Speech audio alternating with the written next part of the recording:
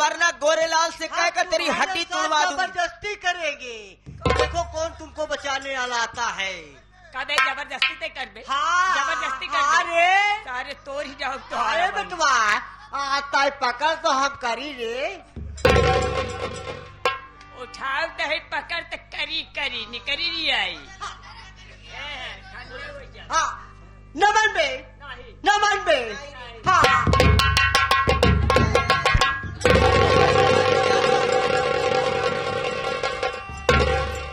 सुन बुद्धे तू गौर से आया तेरा काल।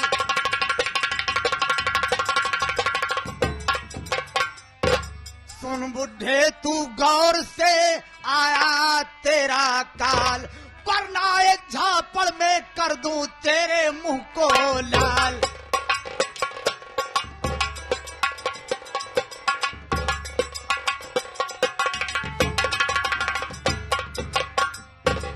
क्या बे साले सतरंगवा खुसट।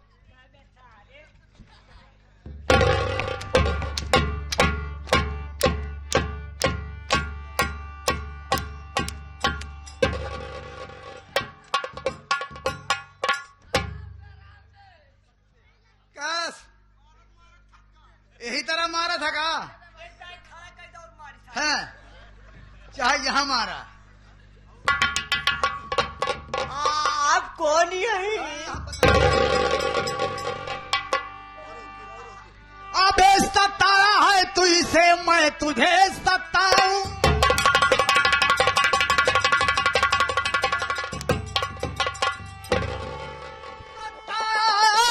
तू इसे मैं तुझे सताऊंगा, अगर जुबान चली नोच के खा जा।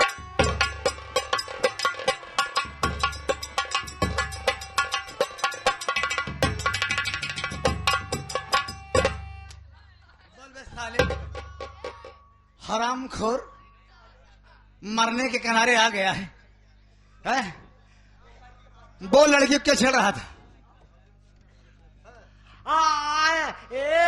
बचाओ आई हमार धर्म पत्नी। तेरी उम्र कितनी है? बस 16 साल। तेरी उम्र? अरे 65 साल। 65? हाँ उसकी उम्र 16 साल। 16 साल की लड़की 65 साल का साल है।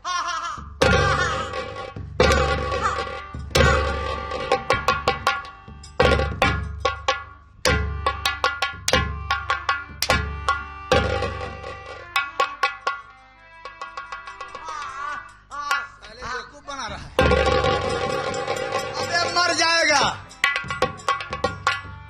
इस तरीके से पटक रहा है। मर नहीं यार भैया, एक साल जना ने जब पिरवाई नार का साला मर जाए। आई मिलवा माँ जलेबी ले रहे। हाँ। हम अपन हिस्सा खाए जा रहे। हाँ। और एक हिस्सा बचा रहा है। हाँ। हमरे भूख लाग, हम वह खाए लगे तो वह कहे बचाओ बचाओ। गोरेलाल जलेबी कहे बचाओ। गोरेलाल इसकी बात हमारे समझ में कुछ आ रही है। है कुछ लोग आज भी ऐसे बेवकूफ हैं कि दौलत की लालच में देखते हैं कि इसके पास दौलत बहुत है, तो अपनी मासूम बच्चों की शादी कर देते हैं साले ऐसे, जैसे ये खुसट साला है। इसकी बातों से कुछ हमें यकीन हो रहा है। अगर इसकी शादी कर ही दी है इसके माँ बाप, तो ये दोनों लड़ रहे हैं, तो मुझसे क्या मतलब है? क्या मतलब है? ये बता रहा है कि जलेबी तो क्या खा रहा था, उसका हिस्सा खा रहा है। लेकिन उसको मैं समझा दूं बुला के। बता दो ना। इधर आइए जब ये पूछ लेते। देखिए देखिए देवी जी, ये आपके सेठ जी हैं, आपके घर के मालिक हैं। ये अगर जलेबी आपका भी हिस्सा खा ले रहे हैं, भूखे हैं, इसमें कोई एतराज आपको नहीं करना चाहिए। ये जलेबी फिर खरीद देंगे। ये शोर शराबा मेले में करने की क्या जरूरत है? आप लोग अपने घर जाइए।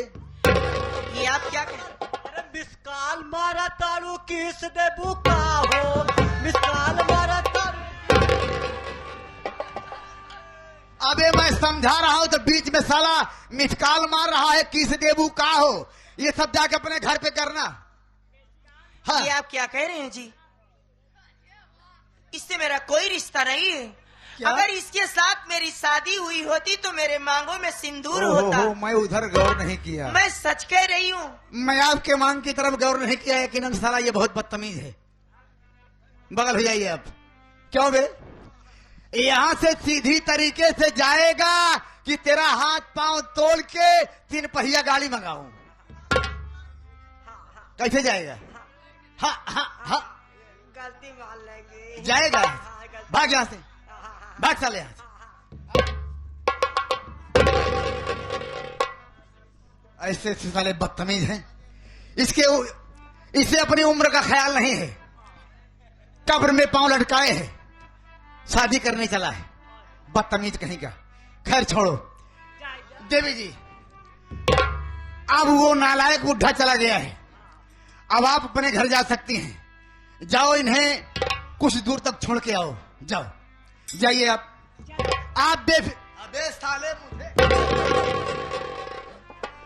मैं कह रहा हूं कि इन्हें छोड़ के आइए तो साला मेरा हाथ पकड़ घसीटे जा रहा है। जाइए आप, ये आपकी रक्षा करेगा। जाइए। देखिए, मैं आपसे कुछ कहना चाहती हूँ। यानी अभी कहना चाहती हैं आप? जी हाँ। बोलिए, लेकिन जल्दी में बोलिए, समय बहुत कम है, मुझे मेले में पहुंचना है। अगर आज आप वक्त पर नहीं आए होते तो मैं किसी को मुंह दिखाने के काबिल नहीं रहती। देखिए देवी जी, सही वक्त पर कोई ना कोई आ ही जाता है। ये तो मालिक की मेहरबानी होती है। अब आपकी आबरू बच गई है। ये अच्छी बात है। ज्यादा तारीफ आप मेरी ना करें। आप अपने घर जाइए, आपके घर वाले इंतजार करते होंगे। यार भैया काहे ना तारीफ करे? आप मौके पर ना आए होते तो मिट्टी का अमरूद लूट उठा।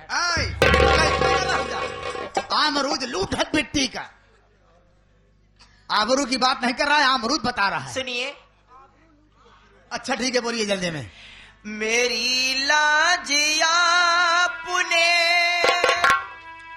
बचाई मुरारी,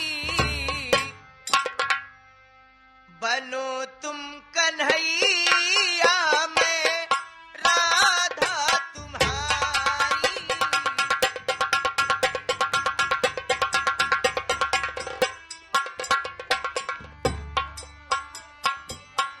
मेरी लाजिया करके बचाई मुरारी, बनो तुम कन्हैया में राधा।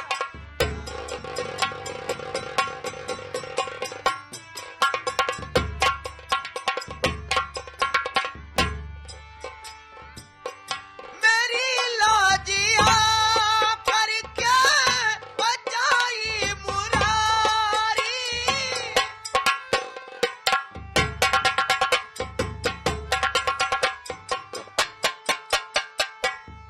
मेरी लाजिया करके बचाई मुरारी, बनो तुम कन्हैया में राधा तुम्हारी।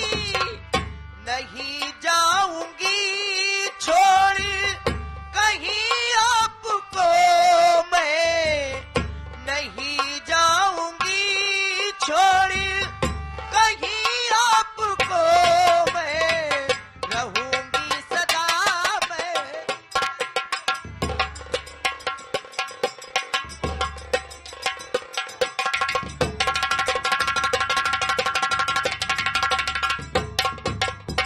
देखिए, आपने मेरी इज्जत बचाई है और मैं आपको छोड़कर अब कहीं नहीं जाऊंगी।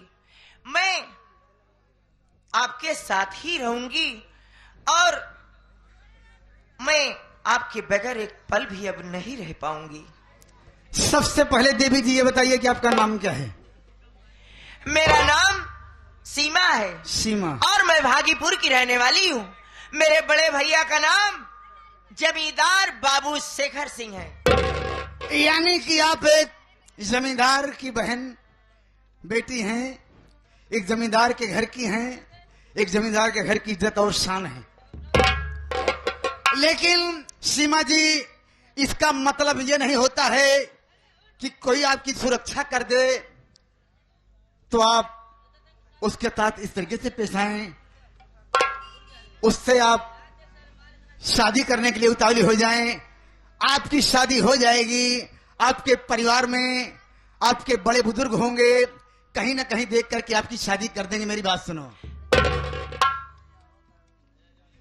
नहीं ऐसी बातें देवी सुनावो, नहीं ऐसी बातें देवी सुनावो, मेरी बात को तुम अभी मान जाओ।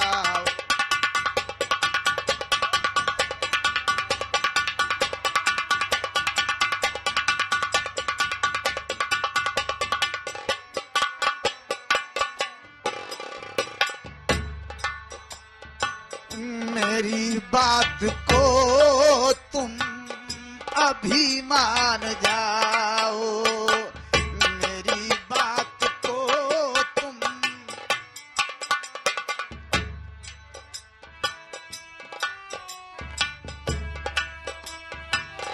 घरों में तुम्हारे बड़े बुजुर्ग होंगे, घरों में तुम्हारे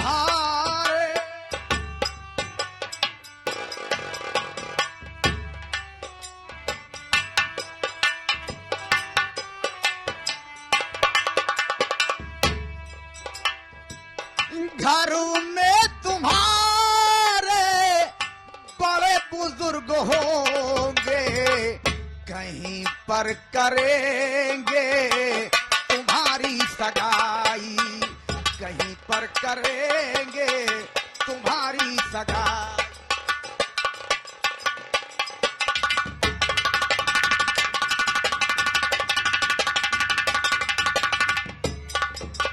सीमा जी, इस तरीके से आप उतावली हैं, आपको ऐसा नहीं होना चाहिए।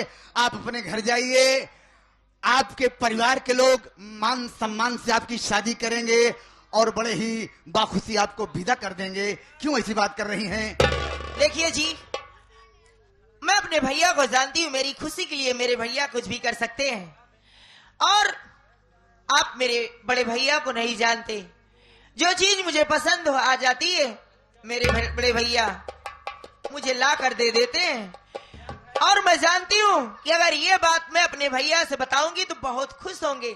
मैं आपके साथ शादी करना चाहती हूँ अभी और इसी वक्त। तेल बिन दीपक बाती है जलती नहीं, बिना रसना के धरती ना खिले फूल है।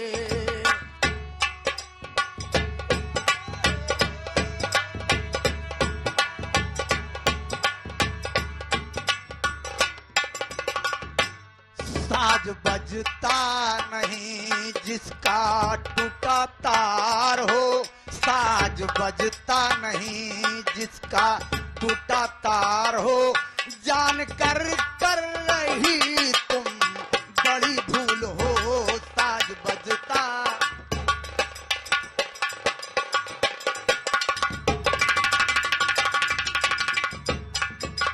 सीमा जी, मेरे कहने का मतलब ये है कि आप एक जमींदार के घर की हैं, बहुत बड़े घर की हैं।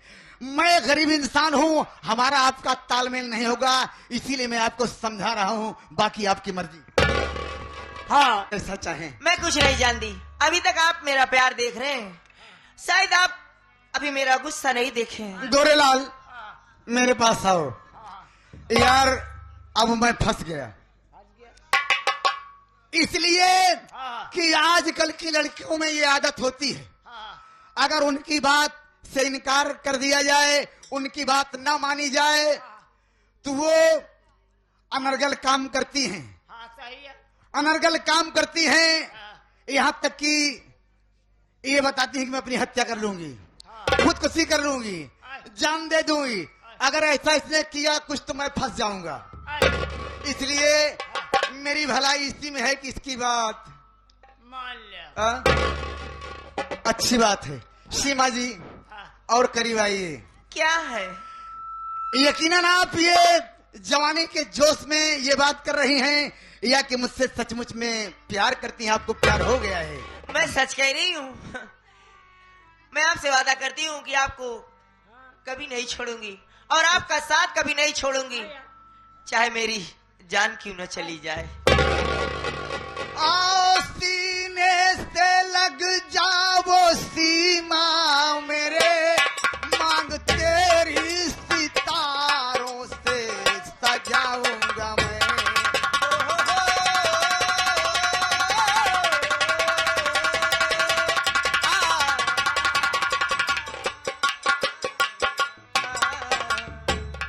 प्यार नटखट को अपने नहीं भूलना, प्यार नटखट को अपने नहीं भूलना, अपने दिल की रानी बनाऊंगा मैं प्यार नटखट को।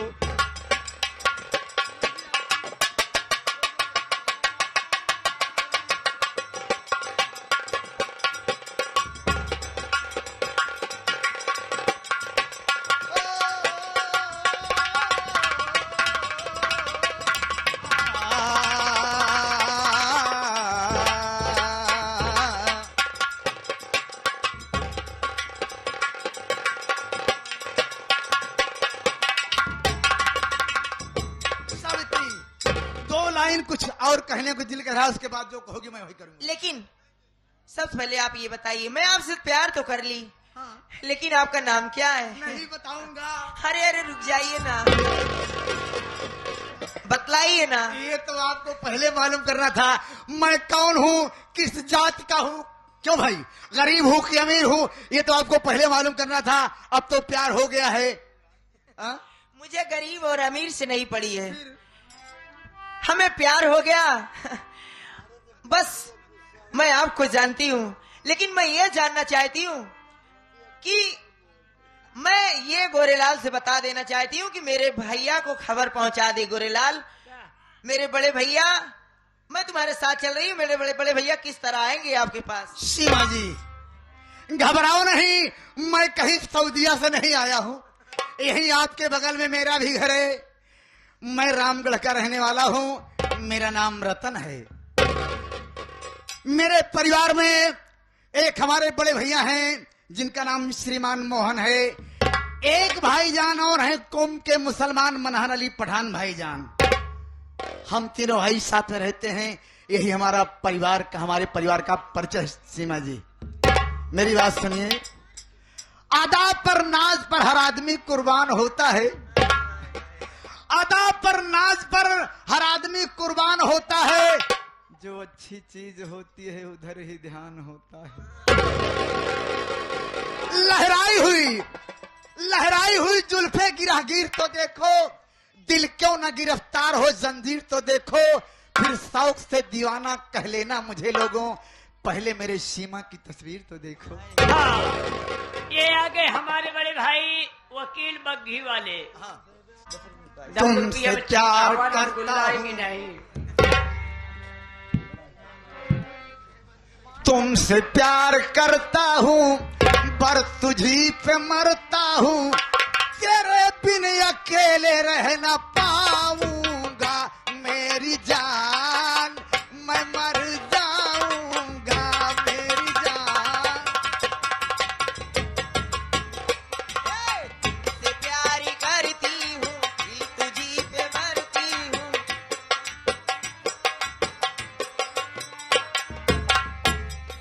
तुमसे प्यार करता हूँ, बस तुझी पे मरता हूँ, तेरे बिन अकेले रह न पाऊंगा मेरी जान, मैं मर जाऊं।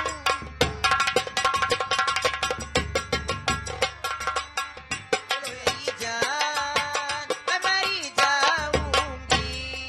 तुमने अगर दिल हमारा तोड़ा, सीमा तुमने अगर दिल हमारा तोड़ा, जिंदगी में साथी अगर छोड़ा, ओ तूने अगर दिल हमारा तोड़ा, जिंदगी में साथी अगर छोड़ा, जहर खा के मैं मरूंगा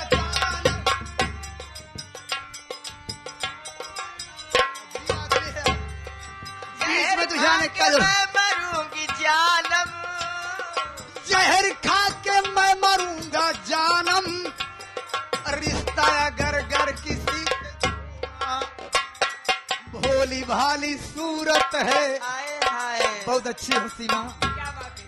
भोली भाली सूरत है, प्यार की तू मूरत है, तेरे घर बारात लेके आऊं